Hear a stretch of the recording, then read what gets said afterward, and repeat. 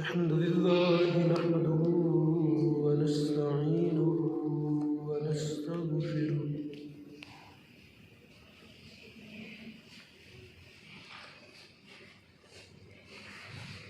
ونؤمن به ونتوكل عليه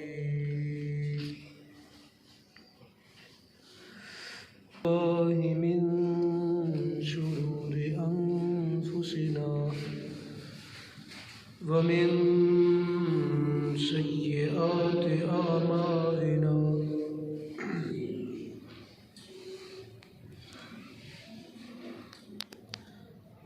من يهده الله فلا مضل له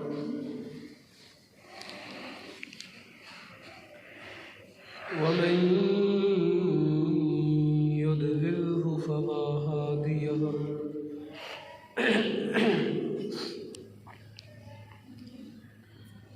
ونشهد أن لا إله إلا الله وحده لا شريك له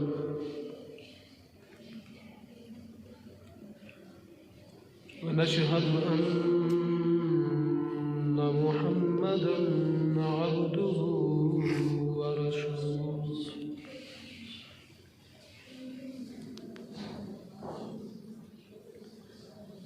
أما بعد بسم الله الرحمن الرحيم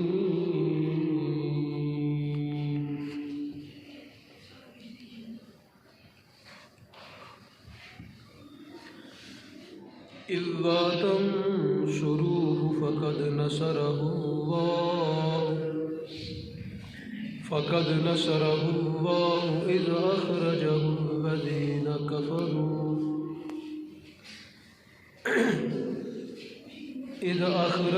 الذين كفروا ثاني اثنين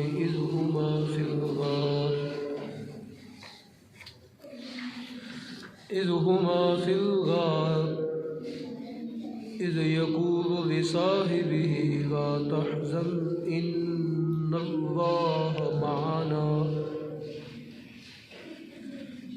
آمنت بالله صدق الله العظيم وصدق رسوله النبي الكريم الأمين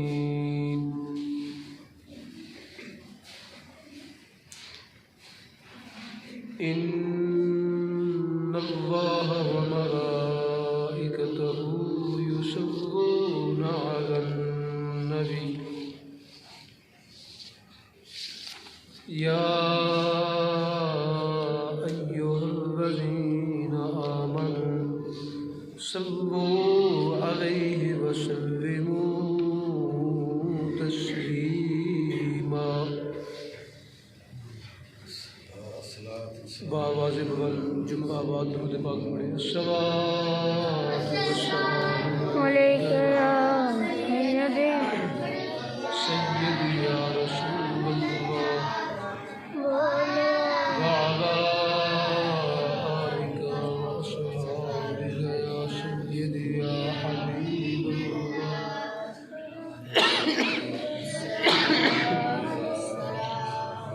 الصلاة والسلام عليك يا خاتم النبيين الصلاة والسلام عليك يا رحمة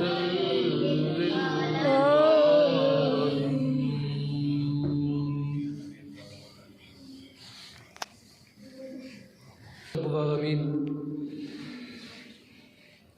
جل جلاله وعم نواله وآتم برهانه وعظم شانه کی حمد و ثنا سید دو عالم سید کون و مکان شفیع مذنباں حضور تاجدار حق و زمان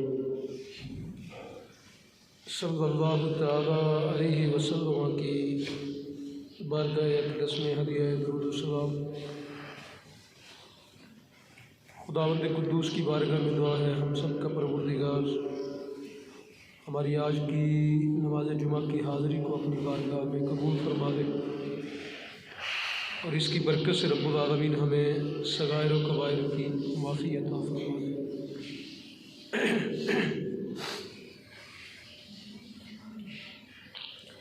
پچھلے جمعۃ المبارک کو سیدنا و مولانا امیر المومنین خلیفۃ المسلمین خلیفہ خلافت یار غار رفیق غار رفیق غار یار نزار حضرت ابو بکر صدیق رضی اللہ تعالیٰ عنہ آپ کی ذات ولا شان کے بارے میں چند گزارشات عرض کی تھی۔ آج بھی انشاءاللہ کچھ باتیں عرض ہوں گی، امید ہے کہ آپ توجہ کے ساتھ سماعت فرمائیں گے۔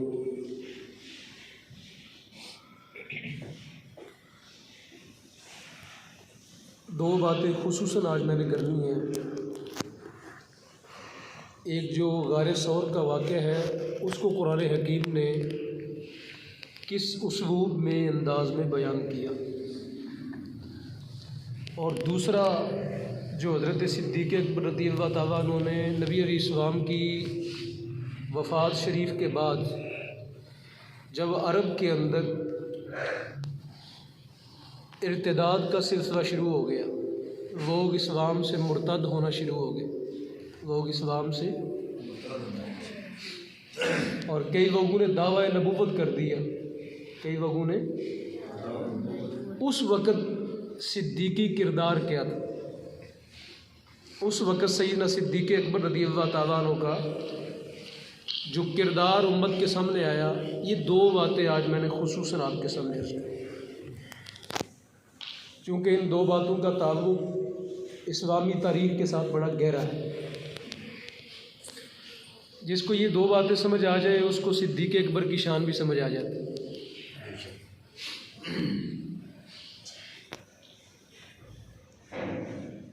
تو سب سے پہلی بات تو حضرت صدیق اکبر رضی اللہ تعالیٰ عنہ کی شان میں یہ بات بھی ہے کہ یہ واحد صحابی ہے، کم و بیش 1,24,000 یا بعض نے 2 لاکھ اصحاب رسول کی تعداد بیان کی ہے کہ سرکار دو عالم کے اتنے صحابی ہیں، 1.5 لاکھ کے قریب۔ تو یہ حضرت صدیق اکبر کو شرف حاصل ہے کہ آپ کی زندگی کے اندر 4 نسلیں چاروں ہی صحابی ہیں۔ یہ واحد ایک صحابی ہے جن کا باپ بھی صحابی ہے، جو خود بھی کہ ہیں صحابی ہیں، جن کا بیٹا بھی صحابی ہے، اور جن کا کہ ہے پوتا بھی صحابی ہے۔ باپ بھی صحابی ہے، خود بھی صحابی ہے، بیٹا بھی صحابی ہے، اور پوتا بھی کیا ہے، تو 4 نسلیں، کتنی 4 ہی بنی نا، 4 نسلیں صحابیت کے شرف سے مالا مال ہیں۔ کسی صحابی کی 1 نسل صحابی ہے، کسی کی 2 ہے، کسی کی 3 ہے۔ صدیق اکبر رضی اللہ تعالیٰ عنہ وہ شخصیت ہے جن کی 4 نسلیں گئے ہیں صحابیت کے شرف سے۔ آپ جانتے ہیں صحابی سے بڑا رتبہ کائنات میں کوئی نہیں ہے۔ نبوت کے بعد جو سب سے بڑا رتبہ ہے وہ کیا ہے؟ آج تو نمازی بندہ بن جائے تو اس کے پاؤں زمین پہ نہیں لگتے، کوئی حاجی بن جائے تو پھر تھوڑا سا اور اوپر ہو جاتا ہے، کوئی زکوٰۃ دینی شروع کر دے تو پھر اس کا درجہ کیا ہوتا ہے؟ ٹھیک ہے، جتنا کوئی تھوڑا تھوڑا کام کرتا جاتا ہے اس کے پاؤں زمین سے اٹھتے جاتے ہیں۔ جتنے بھی مرضی زمین سے اٹھ جائے، چاہے آسمان تک بھی اٹھ جائے، اتنی نیکیاں کوئی آسمان تک کر لے، سارے پاؤں اس کے زمین سے اٹھ جائے، 2300 فٹ جو ہے وہ سمندر سے بلند بھی ہو جائے، بتاؤ پھر صحابی کے قریب ہو سکتا ہے؟ نہیں ہو سکتا۔ اگر کوئی بندہ غوث بن جائے، غوث بھی بن جائے نا، نمازی بن جائے تو وہی نہیں سنبھالا جاتا، آپ بھی تو زاہد ہو جائے تو پھر تو وہ سنبھالا ہی نہیں جاتا بالکل۔ اور اگر کوئی تھوڑا سا اوپر چلا جائے، اللہ کا ولی، وہ تو ویسے ہی مٹے ہوئے لوگ ہوتے ہیں، عاجز ہوتے ہیں۔ لیکن اگر کوئی غوث، غیاث، کتب اور ولی بھی بن جائے، بلکہ غوث الاعظم بھی بن جائے نا، تو تب بھی صحابی کے رتبے کو، غازی اور شہید بھی بن جائے تب بھی صحابی کے رتبے کو۔ تو تو صدیق اکبر تیری شان پہ قربان، جس کی 4 نسلیں صحابی ہیں، جس کی 4 نسلیں گئے ہیں، والد گرامی بھی صحابی ہیں، خود بھی صحابی ہیں، بیٹا بھی صحابی ہے، اور پوتا بھی کیا ہے، بیٹیاں بھی صحابی ہیں، بلکہ بیٹیاں صحابی بھی ہیں، اور ایک بیٹی سرکار دو عالم کی زوجہ محترمہ اور ساری کائنات کی کیا ہے، ام المومنین، ماں ہے ساری کائنات۔ یہ شرف بھی حضرت صدیق اکبر کو حاصل، اور خود سرکار دو عالم کے صحابی بھی ہیں، سرکار دو عالم کے سسر بھی ہیں۔ سرکار دو عالم کی کیا ہیں، زندگی کے اندر جو ہیں وہ نبی علیہ الصلوۃ والسلام کے رفیق سفر ہیں، اور بعد از مرگ جو ہے وہ حضور کے یار مزار بھی ہیں، یار غار بھی ہیں، اور یار اتنے رتبے کائنات میں کسی انسان کے پاس ہیں کوئی نہیں، اتنے رتبے کسی انسان کے پاس، کسی دوسرے انسان کے پاس۔ اس کی مثال میں دیتا ہوں آپ کے سامنے۔ یہ جو بڑے بڑے صحابہ ہیں نا، جو عشرہ مبشرہ کے اندر تقریباً 5 صحابہ ہیں جن کو زندگی میں سرکار نے بشارت دی، وہ 5 جو ہے وہ کس وجہ سے مسلمان ہوئے؟ حضرت صدیق اکبر کی وجہ سے مسلمان ہوئے۔ ان کو دعوت دی کس نے؟ حضرت صدیق اکبر نے ان کو مائل کیا کہ تم اسلام کو قبول کرو، اور نبی علیہ السلام نے کیا عزت دی؟ ان 5 کو فرمایا تم عشرہ مبشرہ ہو۔ یعنی صدیق اکبر کی وجہ سے لوگ مسلمان ہونے والے تھے، ان کو اللہ نے یہ عزت دی کہ ان کو دنیا کے اندر ہی کیا بنا دی ہے؟ جنتی بنا دی۔ تو آپ اندازہ کریں کہ صدیق اکبر کا فیض جو ہے وہ کتنا کمال کا فیض ہے کہ ان کی برکت سے مسلمان ہونے والا بندہ جو ہے وہ دنیا میں جنتی قرار پا رہا ہے۔ حضرت عبد الرحمن ابن عوف، حضرت عثمان غنی کس کی وجہ سے مسلمان ہوئے؟ سیدنا صدیق اکبر کی وجہ سے۔ حضرت طلحہ، یہ بھی عشرہ مبشرہ کے اندر ہے، یہ کن کی وجہ سے مسلمان ہوئے؟ حضرت صدیق اکبر کی وجہ سے۔ حضرت عبد الرحمن ابن عوف جو بہت امیر صحابی تھے، یہ بھی کس وجہ سے مسلمان ہوئے؟ حضرت صدیق اکبر کی وجہ سے۔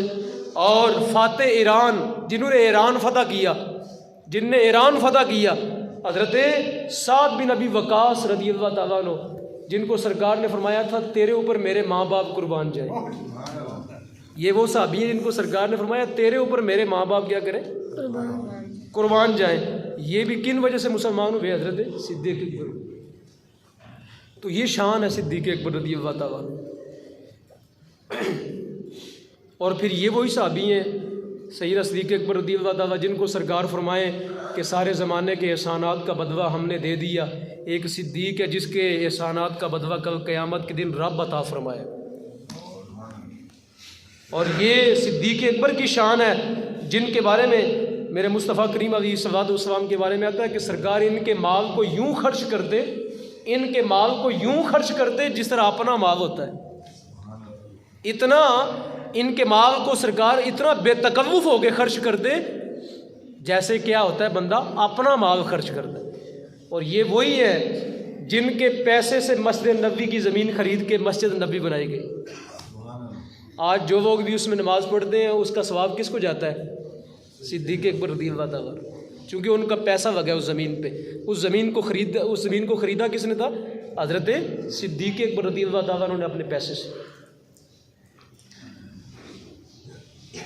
اور حضرت صدیق اکبر رضی اللہ تعالیٰ عنہ کی شان کے اندر یہ بات بھی ہے کہ جب جنگ تبوک کا موقع آیا، غزوہ تبوک کا، جس کو قرآن نے 10ویں سپارے میں بیان کیا، تو اس وقت حضرت عمر فاروق رضی اللہ تعالیٰ عنہ کی مالی حالت زیادہ بہتر تھی، تو ان کے ذہن میں یہ بات تھی کہ آج تو میں آگے بڑھ ہی جاؤں گا نا، آج اس صدیق اکبر سے آگے بڑھ جاؤں گا۔ تو جب مال پیش کیا، ان نے سرکار نے پوچھا عمر گھر میں کیا چھوڑ آیا؟ تو کہنے لگے حضور آدھا اٹھا آیا ہوں، آدھا اپنے بچوں کے لیے چھوڑ آیا ہوں۔ اور حضرت صدیق اکبر آئے تو فرمایا تم کیا لائے ہو؟ فرمایا سارا کا سارا حضور آپ کی بارگاہ میں پیش کر دیا۔ پوچھا گھر میں کیا چھوڑ کے آئے ہو؟ کہا اللہ اس کا رسول چھوڑ آیا ہو۔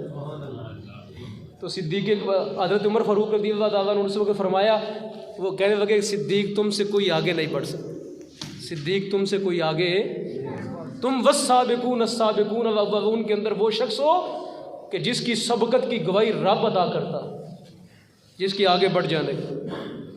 حضرت بلال حبشی کو کس نے آزاد کیا؟ کس پہ؟ اپنے پیسے سے، حضرت صدیق اکبر رضی اللہ تعالیٰ عنہ۔ اور ایسے ہی بہت سے اور صحابہ ہیں جو غلام